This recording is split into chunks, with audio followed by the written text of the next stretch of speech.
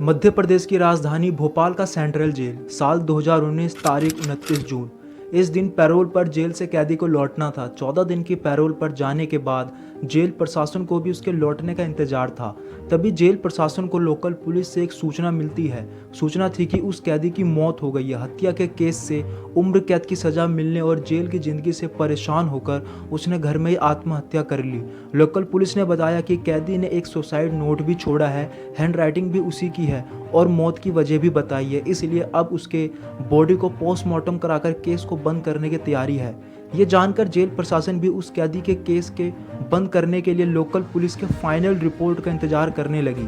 जिस कैदी की मौत हुई थी उसका नाम था राजेश परमार। उम्र थी 34 साल। वह मध्य प्रदेश के भोपाल के नीलबढ़ एरिया के हीरा नगर में रहता था।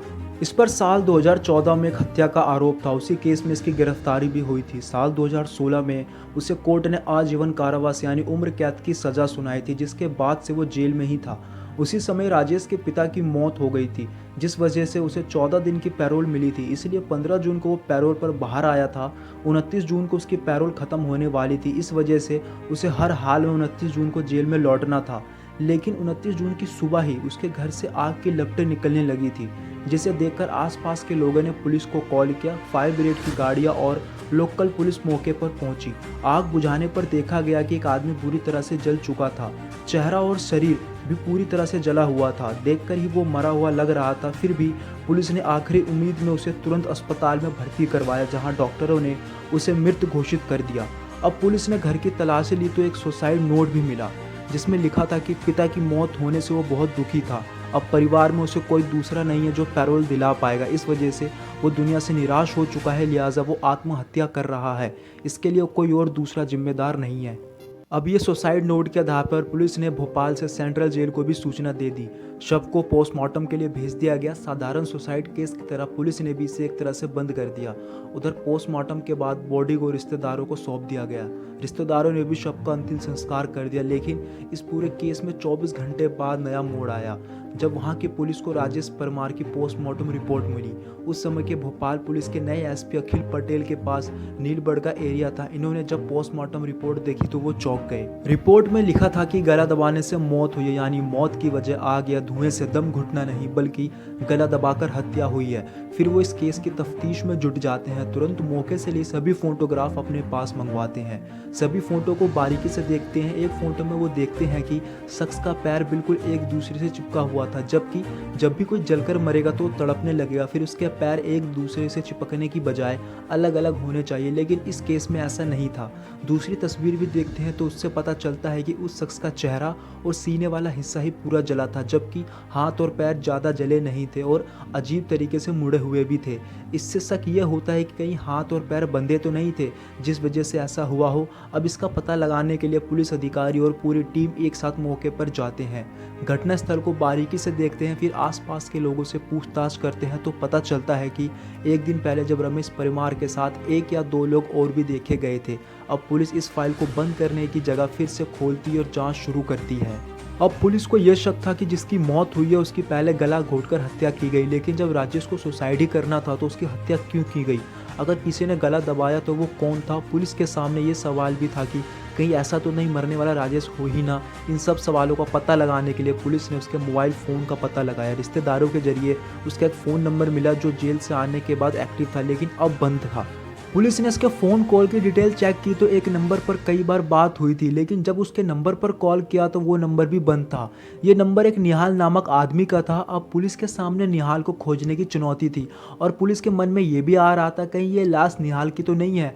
फिलहाल पुलिस निहाल को तलाश में जुट गई। फिर पता चला कि निहाल बिहार का रहने वाला है और वह राजेश के मकान में ही किराए पर रहता था, लेकिन कुछ महीने पहले यहाँ से दूसरे मकान में शिफ्ट हो गया था।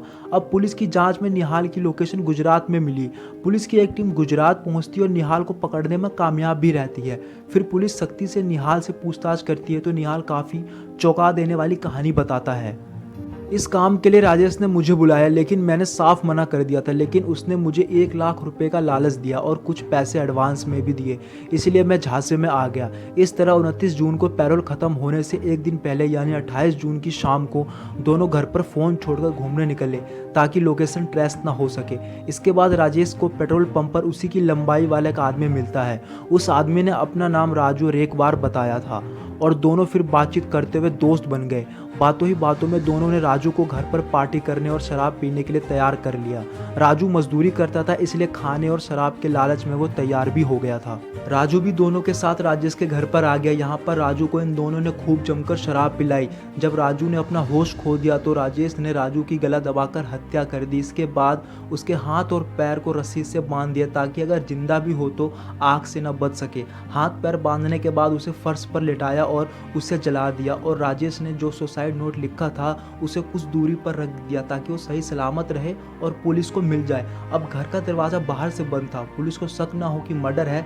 घर का दरवाजा अंदर से बंद करके राजेश और निहाल दोनों छत के रास्ते बाहर निकल गए। साजिश के तहत राजेश ने निहाल का पुराना सिम कार्ड सिर्फ लिया और साउथ इंडिया में चला गया, वहीं निहाल गुजरात में आ गया। अब पुलिस निहाल की सच्चाई का पता लगाने के लिए उस मृत युवक के बारे में पता लगाया तो ये सच निकला, क्योंकि राजू रेकवार की पत्नी ने 28 जून की रात को लोकल पुलिस में राजू रेकवार की मिसिंग कंप्लेंट भी दर्ज करवाई थी और राजू की चप्पल को भी पहचान लिया था राजेश के घर से जो लाश मिली थी। ये जानकर पुलिस अब जांच में जुट गई। अब पुलिस को पूरी कहानी समझ में आ गई थी, लेकिन जब तक राजेश आंखों के सामने नहीं आता तब तक ये जांच अधूरी ही थी। अब पुलिस को यह यकीन था कि राजेश आज नहीं तो कल निहाल को जरूर कॉल करेगा और यही हुआ। राजेश ने निहाल को कॉल किया और पूछा कि वहाँ सब कुछ ठीक तो है, पुलिस को शक तो नहीं है कि मेरी बॉडी नहीं है। पुलिस भी निहाल के साथ ही थी, वो सब कॉल सुन रही थी। फिर राजेश निहाल को कहता है कि वो चेन्नई में है, उसे कुछ मदद चाहिए, अगर उसका कोई दोस्त यहाँ है तो वो ज़रूर बताए। निहाल कहता है ठीक है मैं देखता हूँ, ये बोलकर कॉल काट देता है निहाल। फिर पुलिस ने भी राजेश को पकड़ने के लिए पूरी फिल्मी कहानी रची।